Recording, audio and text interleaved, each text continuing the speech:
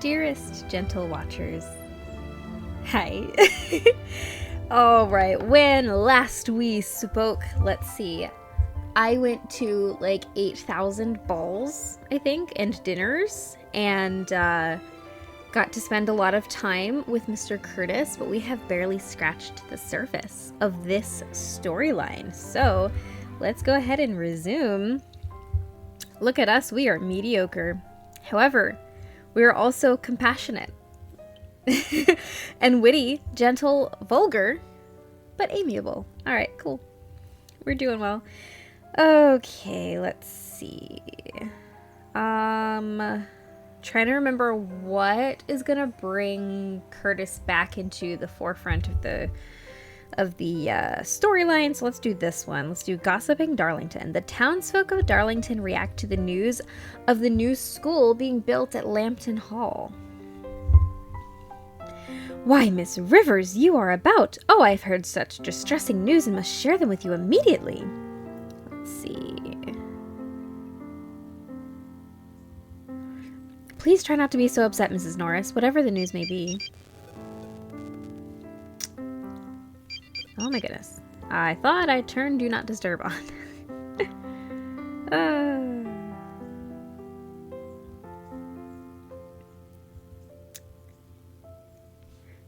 Wait, I'm missing things. Oh, you were so kind, Miss Rivers, though so naive. My dear cousin, Mr. Hudson, once occupied Lambton Hall. Are you familiar with it? Surely it must be. I believe we all visited at some point, though perhaps you were too young to remember the excursion. Now, Mr. Hudson has relocated his family to London, though I do not know why. Such a dreadfully loud and nasty place with the most unkempt folks everywhere. Oh, I do not know what he was thinking, my foolish cousin.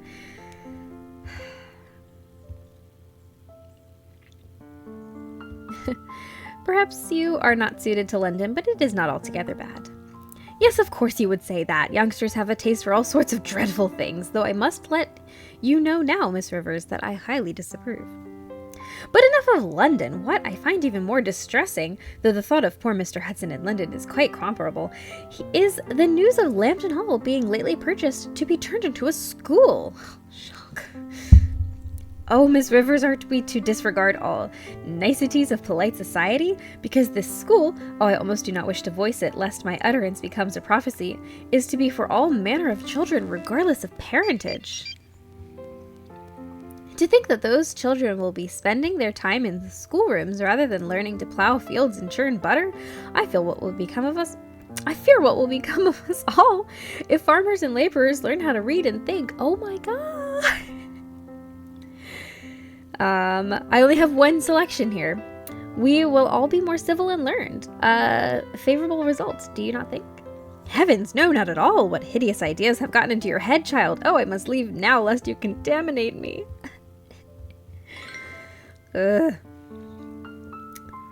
Pride relates more to our opinion of ourselves, blank to what we would have others think of us.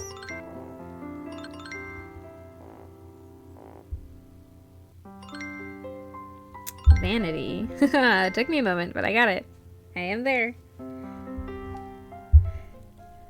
Okay, let's see.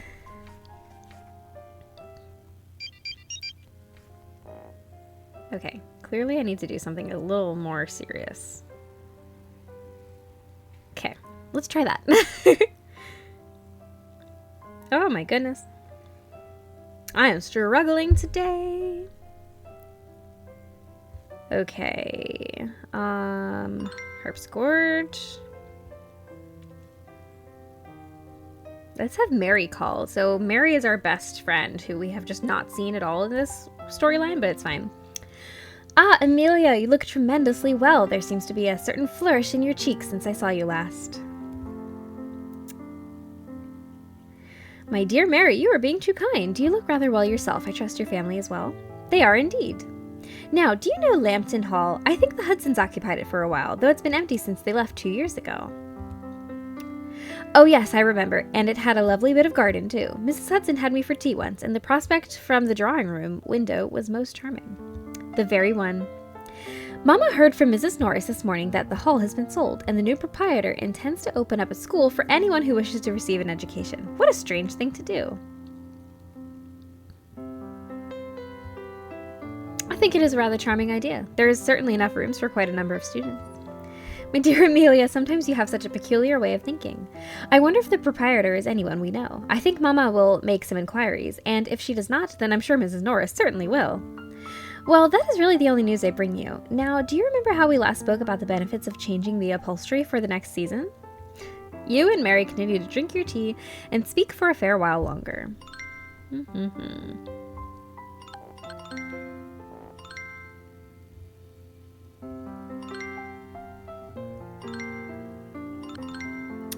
His cold politeness, his ceremonious grace were worse than anything.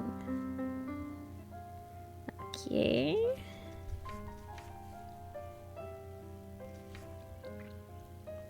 Let's see. Genteel chores. We are going to busy ourselves with needlework, making a likeness. We're gonna not watercolor, my bad. Sorry. Here we go. Here he is. Here's our man. Errands for Mama.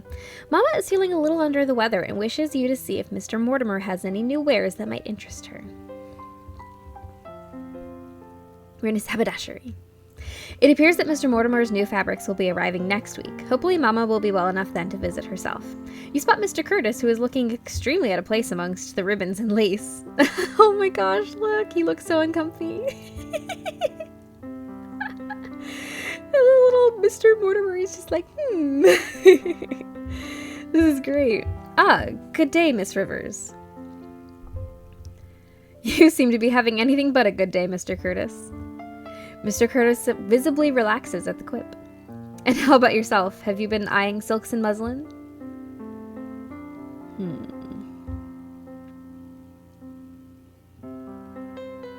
Oh.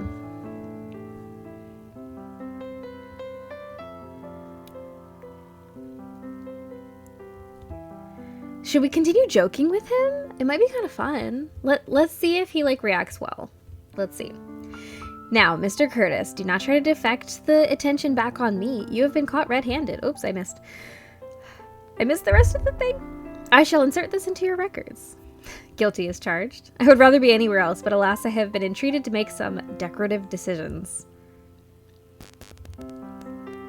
Would you like any assistance? Perhaps I could provide some. Goodness, not you as well. I have been harassed all day and do not require another opinion.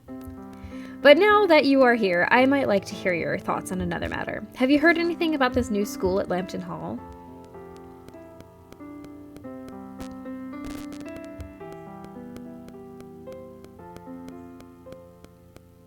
It is a curious project, but I do hope it will succeed. Too often have I been met with men and women who mourn not being able not being able to read. My only concern, however, is for the proprietor, for I fear he may receive undue criticism.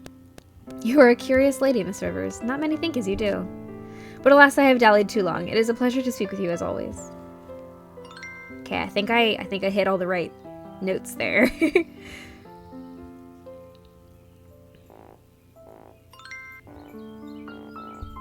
What is this word? Oh no. Any hint? Oh, it's due. It's due. I never use the hints. I don't know why I never use this. Okay. What are calling hours? 15 minutes. Okay. Ladies are supposed to know French, Italian, and German? Yes. Girls would be taught the modern languages, which they could use to please and entertain. There is no need for them to learn the classical languages of Latin, Greek, or Hebrew.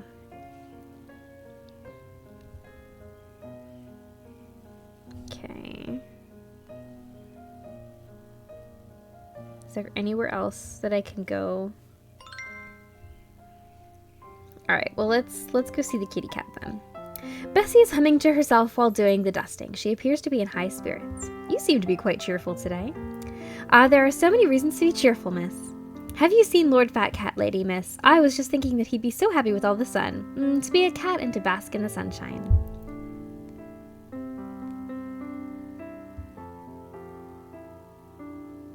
Well, as long as those thoughts bring you joy, I suppose there is no harm. Do you know that chubby cat that's been around for years? The one with the clever gleam in his eyes? Yes, of course. I do love to pick him up every once in a while and stroke his lovely fur. He allows you to touch him, much less pick him up? Oh, miss, you are extraordinary. Mrs. Gertrude and I were discussing Lord Fat Cat the other day and decided to bestow a name upon him. He is quite a fat cat and has such an aura of nobility to him that we concluded he must be a lord among the cats, hence Lord Fat Cat. Fitting name indeed. I think I'd like to meet this Lord Fat Cat again. Oh, then you just might someday, miss. Alright. The cat's important, remember? He's one of the most important characters in this entire thing. Timber work was fancy embroidery. Give me all the points. Okay, I don't really want to go to the spring ball, but I guess I have to. False. Okay.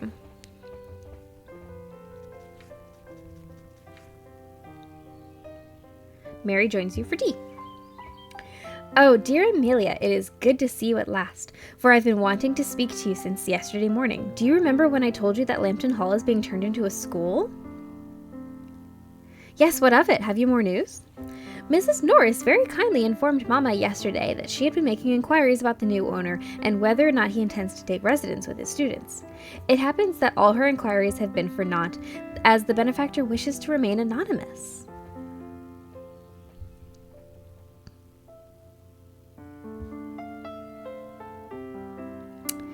I'm not certain what to make of this. Perhaps when the school has been established, we could call upon Lambton Hall and form our own opinions. Now that is quite an idea. But think of how utterly scandalous it would be should we find out the identity of this proprietor. No one knows what kind of school he wishes to build, but it will certainly be large given the size of Lambton Hall. Mama is rather shocked to think that a gentleman in our midst would want to provide an education for anyone who wishes it, and bear all expenses himself.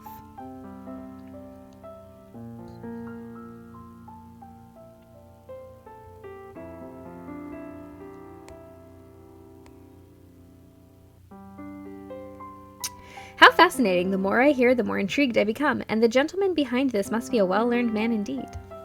Dear Amelia, you seem to be quite taken with this man, though you've yet to see him. It is such a strange notion, though, that such a school will be soon open in our vicinity. I will surely let you know if there's any more news. Now, I believe you wanted to ask about the gardenias we keep. They can be rather difficult to cultivate. To cultivate, that is the word I was looking for there. Mary becomes rather animated, though at times frustrated, as she describes her latest horticultural adventures. Good for Mary. Okay. Mary calls for tea again. My dear Amelia, I happened to be passing through Lambton Hall last week, and I confess I succumbed to my curiosity and visited the school.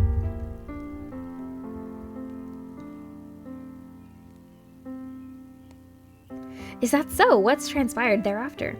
Upon arriving, I was greeted by the housekeeper, who was wholly courteous and accommodating. I gave her my name and was then introduced to the Mr. Simmons, who gave me a tour of the school. I confess, I had expected to meet a group of common and ill-behaved children, but to my surprise, all the pupils were both keen and pleasant. They were modestly dressed and shared rooms in the house. But my greatest astonishment was at their enthusiasm during the lessons, which the Mr. Simmons allowed me to observe. The children are just learning how to write, and I believe they will make good progress as their tutor has an excellent hand. I dare say you seem quite taken with the Mr. Simmons. Oh, Amelia! She blushed. But I do not know what to make of this school. Mama has scolded me for calling on such a place, but surely she should see it for herself first. It is really quite lovely. How I wish I can accompany you on your next visit. I would certainly like to see the school for myself. Oh yes, Amelia, let's. It is quite a shame that we do not know the identity of the proprietor. I would very much like to take tea with him and inquire about his school. But let us speak of this another day. I did notice upon entering this room that you've done something to the curtains. I'm quite fond of the improvement, dear Amelia.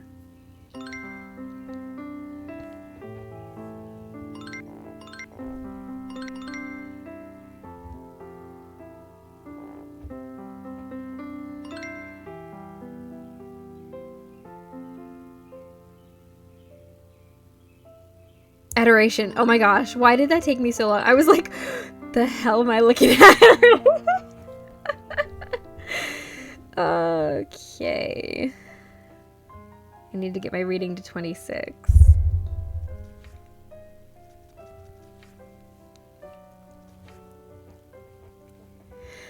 All right, a visit to Lambton Hall. Here we are. Mary has convinced you to accompany her to visit Lambton Hall, the new school with the mysterious proprietor. It's a mystery.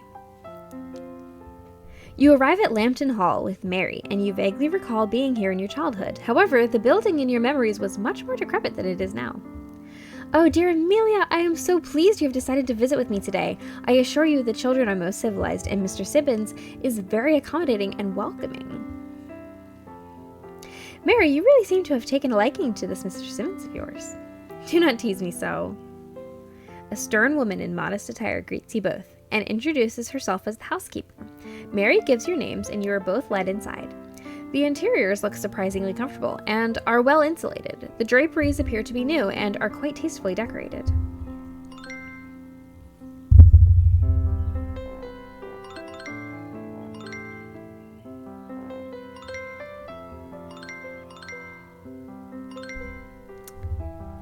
Okay.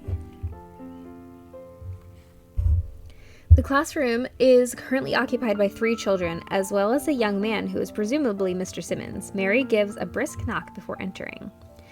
Mr. Simmons, I hope we have not come at a bad time. Oh, Miss Earlwood. No, not a bad time at all. There's a small moment of silence between Mary and Mr. Simmons before one of the children picks up. Miss Earlwood, you have returned, as promised, and we have been practicing our times tables, as promised. Oh, Peter, you are so good to have remembered. Do you mean to say you're ready to be questioned today? Yes, Miss Earlwood, we are. But first, you must be introduced to a very special lady. Me. Mary looks aside at Mr. Simmons as if asking for permission. The man nods, a small smile on his lips.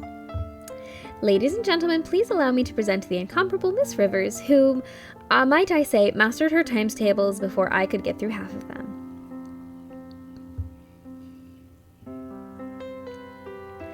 But Miss Earlwood was twice as fast as me in mastering the alphabet, a far trickier thing. Well, I suppose that puts us on equal footing of sorts, won't you say? And of course, here we have Peter, Tabitha, and Colin. Now, children, I hope you have remembered your manners. The children greet you with an assortment of bows and curtsies. Very good. Now, shall we have some times tables? Yes, let's! Mary quizzes the children, who are surprisingly quick with their responses. You notice that one boy is not as enthusiastic as the others. We'll smile at the boy. The boy smiles shyly back. When Mary finally finishes with the times tables, Mr. Simmons dismisses the children, who talk amongst themselves as they head toward the dining room for lunch. Miss Earlwood, it really is a pleasure to have you here. The children enjoy your company very much, and you are quite gifted with them. Not at all, Mr. Simmons. Thank you for allowing us to visit. Please allow me to introduce my friend Amelia Rivers. Miss Rivers, how do you do? So now that I have introduced my friend, will you not reveal the identity of your benefactor? We are all dying to know. As much as I wish to oblige you, I'm afraid I cannot do so. The proprietor wishes to remain anonymous, and he is one who commands both my allegiance and respect. Oh, but we won't utter a word, truly. Miss Earlwood, please, do not ask me any further. I do not wish to betray my employer's confidence. I suppose I still leave you be then, for now. Mr. Simmons appears to be simultaneously relieved and a little more concerned. He glances at you briefly.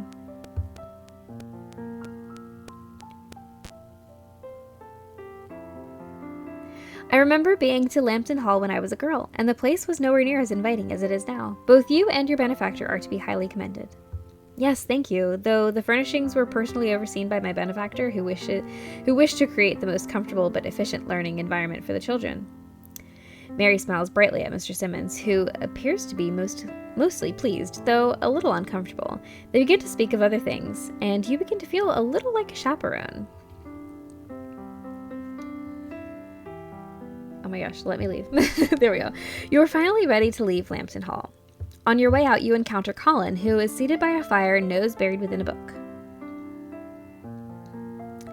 Gulliver's Travels, a fine choice, Mr. Colin. Thank you, Miss Rivers. Colin continues to read his book, but he seems to be much happier. You and Mary climb into the carriage and leave Lambton Hall.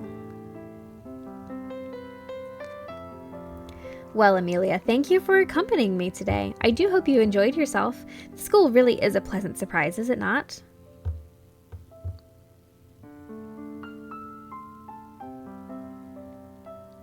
I think the most pleasant surprise is your interest in Mr. Simmons. I had only suspected it before, but today simply confirms it. Oh, Amelia, it is nothing. You know I must marry well, and I doubt the head schoolmaster of such a controversial place has much of either income or reputation. But alas, I should head home, else I will be late for supper. Oh, and do tell Mrs. Rivers that Mama will bring over some herbs next Tuesday. Goodbye, dear Amelia.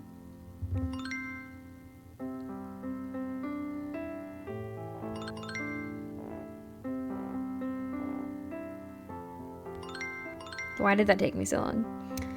I should know these quotes by now. Your visit to Lambton Hall was certainly rather interesting. Perhaps you need some time to reflect before making any judgments on the endeavor. Wait. Let's get some more silhouette. That's what I meant to do last time. Okay. He captured an enemy ship. All the above. Excuse me. Here we go. Actually, hold on. Let's do some work here. Okay. Can I get everything up to par? Dining with the Worthingtons. Mr. Worthington has invited you and Mama to dine at Casterbridge Court. You happen to approach Mr. Curtis and Mr. Worthington in the midst of their conversation. Have you heard the talk about Lambton Hall being turned into a school that aims to teach the classics to those who do not have the means to gain an education? It is quite a remarkable endeavor. It is an endeavor like any other, unexceptional until it meets with success. Oh, I forgot you've spent most of your life in Yorkshire and are new to Hertfordshire.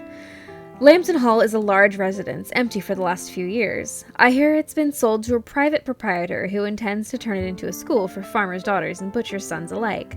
I admit the philosophy is a bit too modern for me, but who am I to fault another's vision? It is of neither concern nor consequence to me. Come, Curtis, surely you have an opinion. You always do when it comes to such matters. Upon seeing you. Miss Rivers, dear, you have arrived at an opportune time. What are your thoughts on this burgeoning school in Lambton Hall? Well, Mr. Worthington, I'm sure Miss Rivers will be more generous about imparting her opinions. Do excuse me. Mr. Curtis bows to you both and walks away.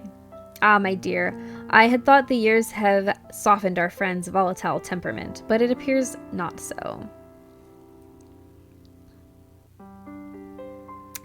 I hope he's feeling quite all right. I don't believe I've ever seen him so agitated. You haven't known him long, my dear. Well, I suppose his reaction might be due to Mr. Everett's recent arrival in town. I know there is some animosity between the two. I have not heard of Mr. Everett before. Who is he?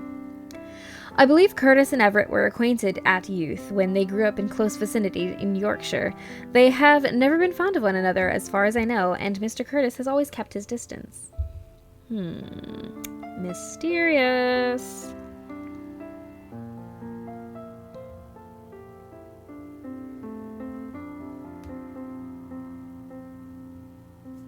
What should I say? That is a rather unfortunate tale, though I wonder what caused the disagreement between the two. I do not know, and Mr. Curtis has never offered to tell. Perhaps it would be prudent to stay clear of Mr. Curtis, at least until Mr. Everett leaves Herefordshire. Now, my dear, would you care for some refreshments? These tarts aren't as distinguished as your Mrs. Gertrude's, but you have always excelled in humoring me.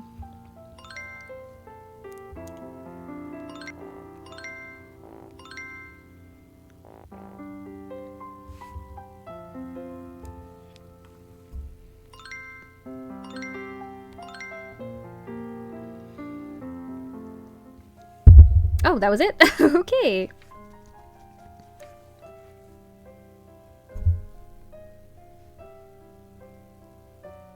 Oh, goodness.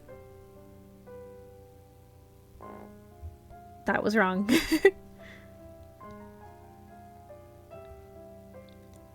Pineapples were impressive to them. Okay, I might need to do that bottom one. Regency dress. Let's see, I think it was directoire style.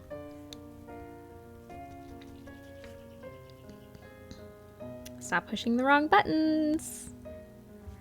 Okay, we've been invited for some dancing. As you approach Let me start that over. As you approach Mr. Earlwood, you see that he is speaking to another gentleman. After this afternoon, I concede that you are the better marksman. This is Mr. Everett. I am quite flattered, though I dare say you were simply being polite, and could have easily shot more targets if you had so wished. How very diplomatic, Everett. Ah, Miss Rivers, I don't believe you've met Mr. Everett here. He has some business in Darlington and is staying for a week or two. Mr. Everett, this is Amelia Rivers. Miss Rivers, I am delighted to make your acquaintance. Ooh, should I be this person, or should I be that person? Oh, I really wonder what happens if I'm this person. Mr. Everett, your reputation precedes you. I have heard quite a bit about you already. Is that so? I do hope you have only heard positive things. Ah, Mr. Earlwood, how is it that you surround yourself with such charming ladies? Pay him no heed, Miss Rivers. Everett hails from Yorkshire, where life can be somewhat wild. Now, don't go about ruining my good reputation, Mr. Earlwood, or Miss Rivers might take you at your word. Ah, I believe they are readying for the next dance, and I have missed the country dances of the South. Miss Rivers, would you be so kind as to honor me with a dance? Ooh. I feel like I would get in trouble with Mr. Curtis if I danced with this guy. He would be like, oh, how could she, you know? But like, what if I find out more about the situation if I dance with him?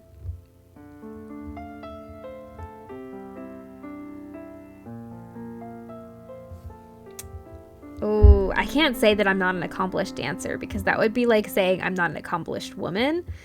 And we are accomplished women here. So let's just say certainly and see what happens. And I can always go back if I need to.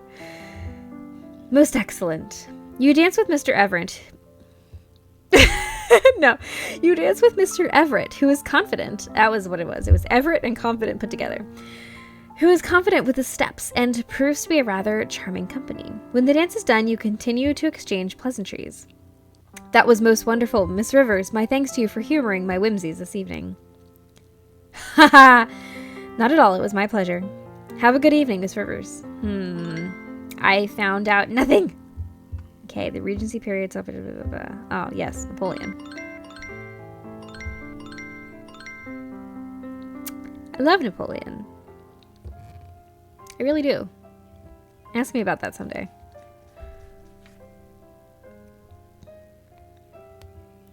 Card games. I think all of those were, yes, that's correct.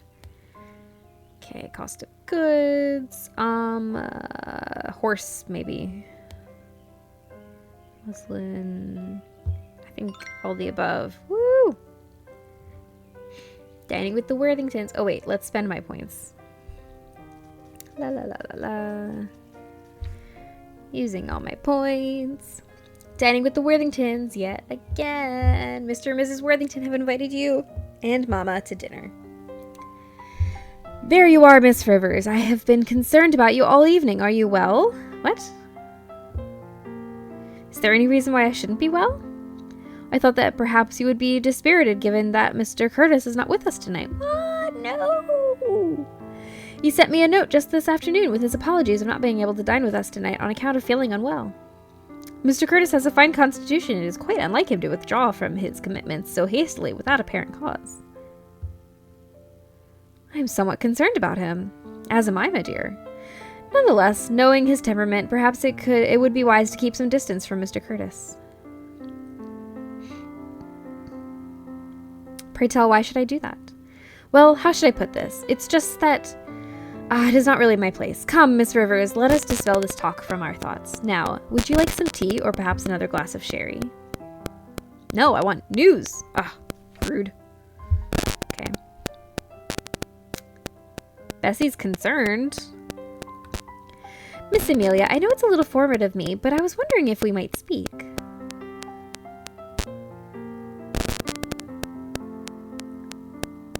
You seem to be quite troubled, dear Bessie, and I would rather it not so. Is there anything I can do?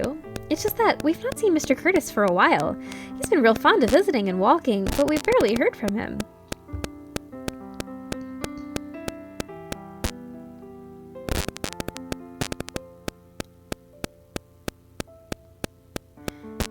Oh, man. It totally is improper.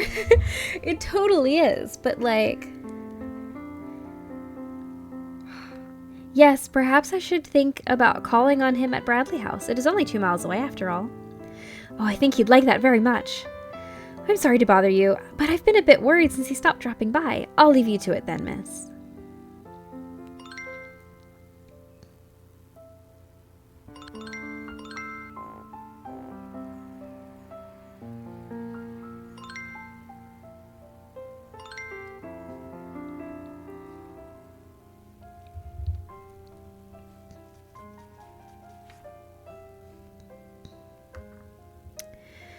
Ooh.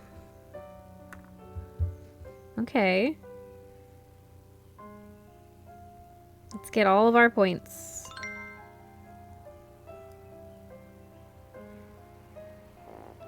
Nope, that was the wrong again.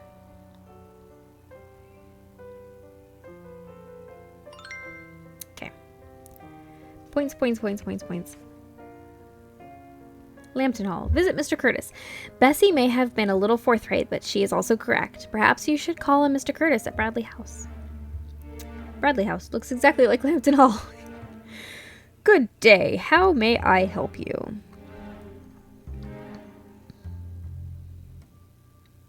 Hello, my name is Amelia Rivers, and I am acquainted with Mr. Curtis. Might he be available at present? I'm afraid Mr. Curtis is not here. Good day.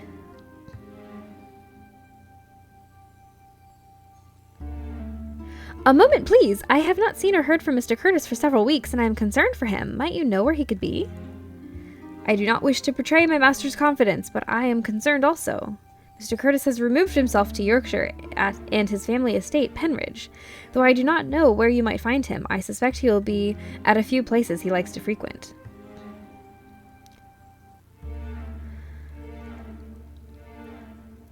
A fair enough observation. Forgive me for being forward, but does Mr. Curtis have a coach that is not currently being employed? A horse would do as well. Okay, so this is really, really, really, really, really big. Okay, so I have two choices here. One, I can be like, oh, hot dang, that's a long ride. Can't see him today or in 3 days. Okay, thanks, bye.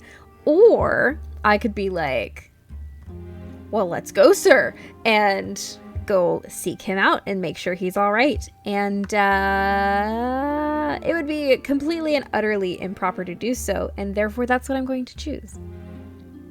Wait. Do you mean to follow him to Yorkshire? It is almost 3 days' ride. Should you endeavor to embark on this journey into foreign country unchaperoned?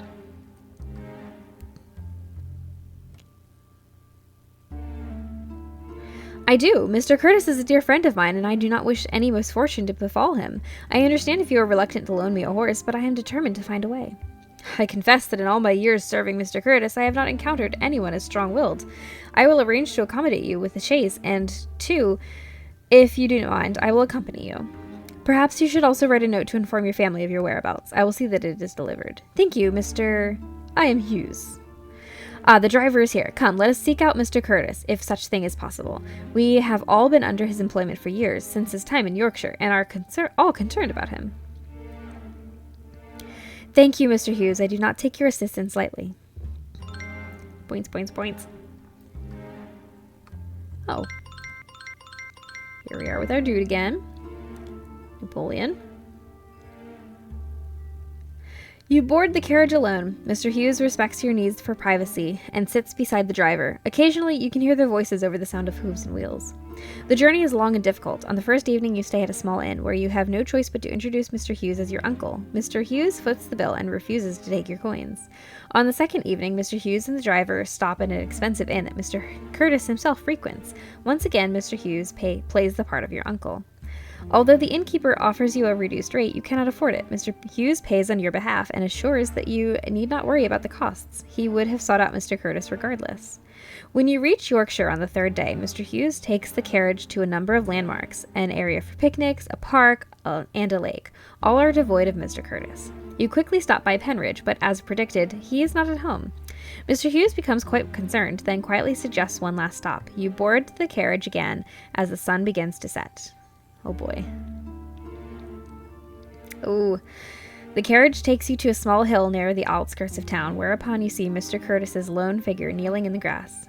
You alight from the carriage and approach Mr. Curtis. As you walk closer, you see the tombstone at which he is kneeling. It bears the name Olivia Everett, and the second date is that of only last year. You stand at a respectful distance and watch as Mr. Curtis's body begins to tremor. His sobs are soft and faint and almost lost to the world. After a short while, you return to the carriage, leaving your presence unnoticed. Mr. Hughes greets you with a sad smile, with tears in his eyes. You climb back into the carriage and begin your long journey home.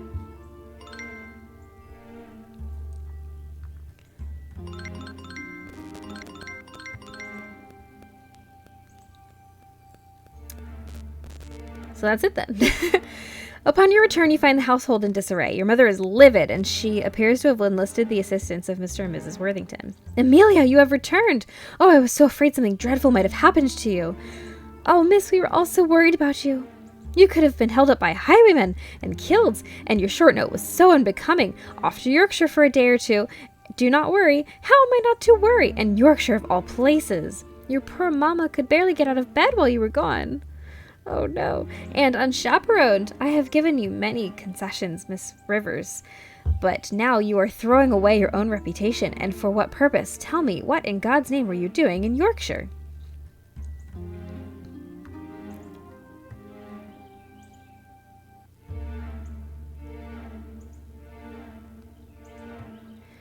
Ooh. Mama, I'm very sorry for the trouble I've caused, but the secret is not mine to tell. Not yours to tell, then you shouldn't have removed yourself from Hertfordshire in the first place. Miss Rivers, although we are all concerned about... Mrs. Rivers, although we are all concerned about Miss Rivers and would like some answers, I suspect she won't readily divulge the details. With your permission, I would like to speak to her in private. Yes, perhaps you would get more out of her. Thank you, Mr. Worthington, for being of such assistance. You are left alone with Mr. Worthington, who shakes his head but looks at you with kind eyes. Miss Rivers, I hope you understand the gravity of your situation. Your mother is right. Your actions have caused much speculation, and your prospects in finding a suitable husband have diminished considerably. Oh well. But I think I know you as well as my own daughter, and I know there is one other in our close acquaintance who is attached to Yorkshire. Tell me plainly, were you seeking out Mr. Curtis?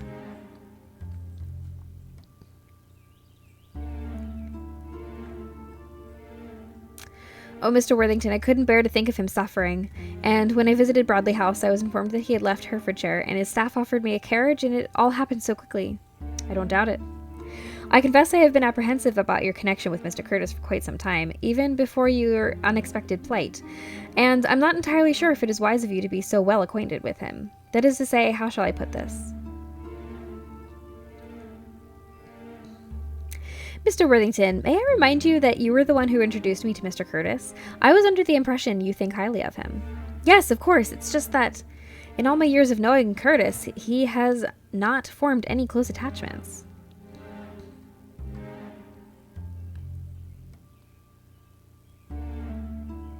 If you are afraid that I will harm your friend, then I am sorry to say that you know very little of me. Dear God, no. My concern is that you will be harmed, my dear, and that I will be powerless to prevent it.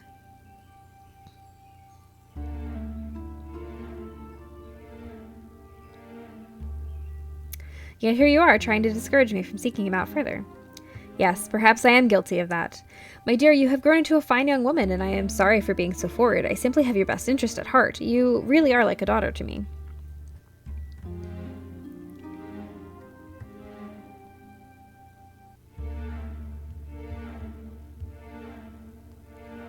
I'm grateful for your concern, Mr. Worthington, and should I require it, I shan't hesitate to seek your counsel. I'm glad to hear it. Rest assured, I will not speak a word of this to your mother, and I will do my best to assuage her. As for our friends in Darlington, we will fashion a version of events in which you were accompanied to Yorkshire by Mrs. Worthington. It is feasible enough, and will salvage your reputation. But do heed my words, Mr. Curtis is not a simple man, and it would be dangerous for you to overlook the fact, simply because you hold some affection for him. Thank you, Mr. Worthington, you are a good friend.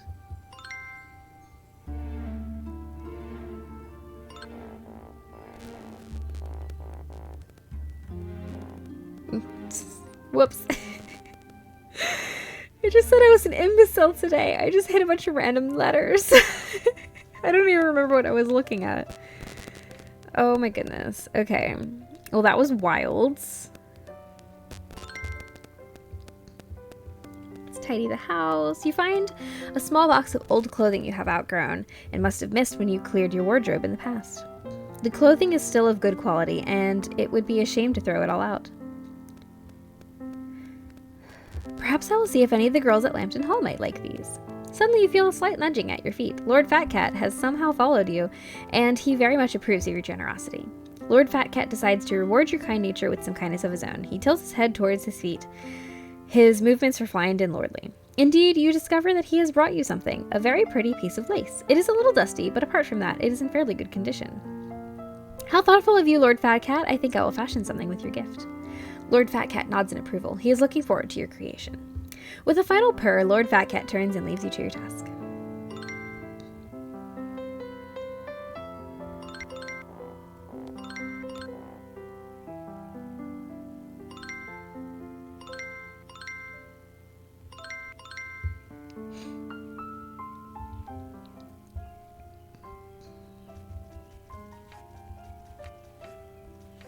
Doing good.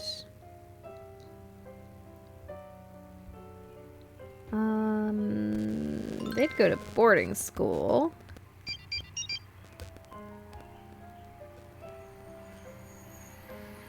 I have no idea.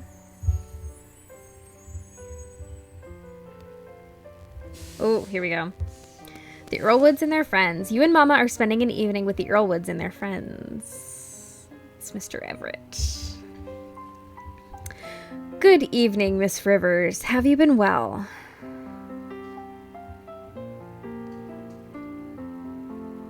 I have. And you, Mr. Everett?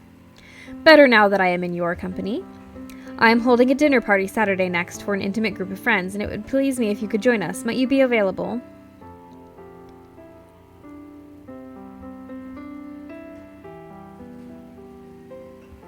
Ooh.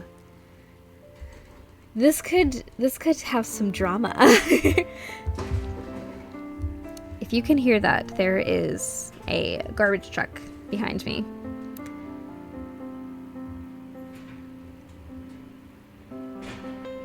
I feel like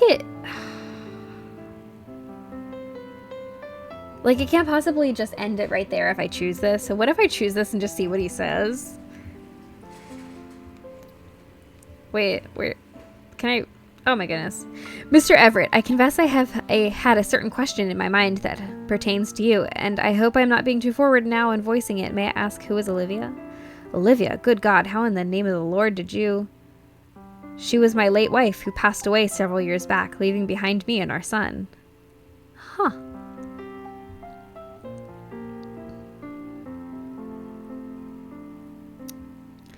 I'm sorry for prying, Mr. Everett, but you have a son? I did not know. It is common knowledge in Yorkshire, at least. So, will you come to dinner?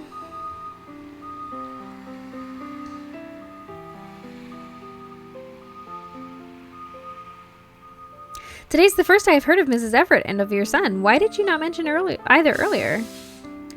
Perhaps because you never asked, and if I recall correctly, you have not disclosed your relationship with Mr. Curtis either.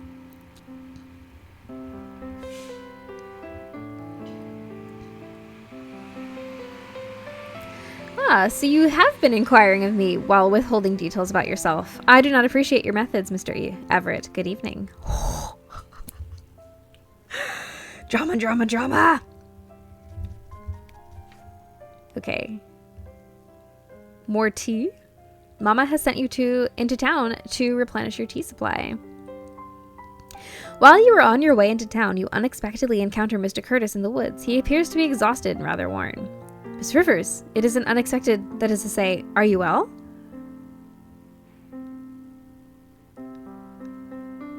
I've been concerned for your well-being all these days, and here you are. I am here, on a walk. Are you quite all right? I shall be well, thank you. I must take my leave now. Good day, Miss Rivers. If you must, good day. Mr. Curtis seems to be in low spirits indeed. You carry on with your task to procure some tea, all the while a little disconcerted by the lack of bite in Mr. Curtis's words and tone.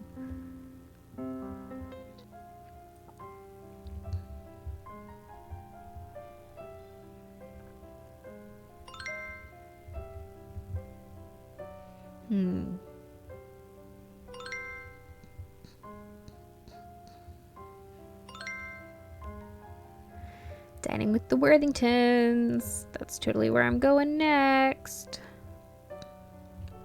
Let's get everything to level 40. Okay. All right, here we go. My dear Miss Rivers, I am glad to see you are doing well in spite of the news. What news is that? Why, that Mr. Curtis has returned to Herefordshire. He called on me very briefly this morning. I thought you had heard. That is good news indeed. It will be good to have him back among our company. The poor chap seemed irritated and dispirited, though I suppose there's been an improvement in his disposition since he left the country. I wonder when I can see him next. Woo! Now, my dear, the more eager you are, the less you should show it. I have invited him to our next dinner, but unsurprisingly he declined. I believe Mr. Curtis will decide to rejoin us in his own time.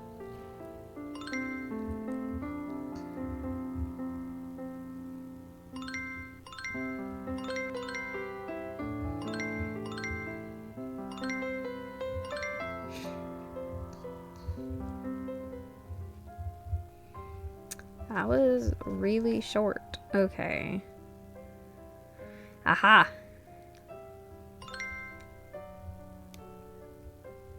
Give me all the points. I want to be an accomplished woman.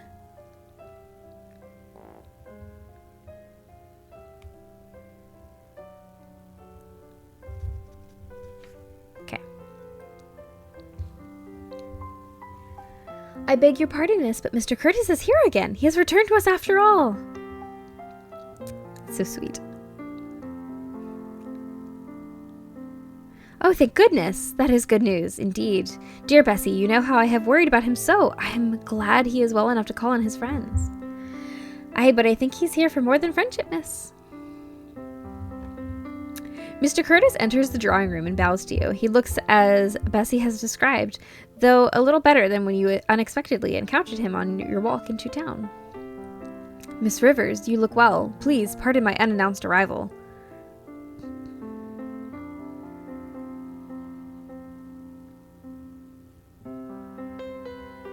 On the contrary, I believe there is some merit in the unexpected visit, else life would be rather dull. Perhaps you are correct, Miss Rivers. I wish to invite you to a dinner I am hosting next week at my family estate in Yorkshire. Only a small party will be in attendance, including Mr. and Mrs. Worthington, and the occasion is an annual tradition of sorts. I admit I am intrigued. Do go on, Mr. Curtis. I am uncertain as to whether you have visited the part of Yorkshire which I call home. Can I tell him? And if you or your mother and your mother are not otherwise occupied, I would be delighted if you could honor us with your presence.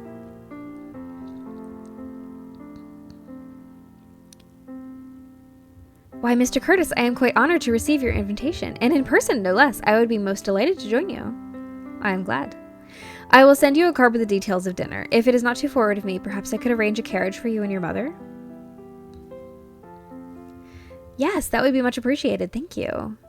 Do not think much of it, Miss Rivers. It is the least I can do. I shall take my leave now. Thank you, Miss Rivers. Thank you for calling. It was lovely to be in your company once again, Mr. Curtis, and I'm quite glad you have returned. And I, Miss Rivers. Have a good day. Ooh. Oh my gosh. Okay, so I wonder if I should wait until the next episode to do this. The professions listed in the correct order of respectability from most to least in the Regency era are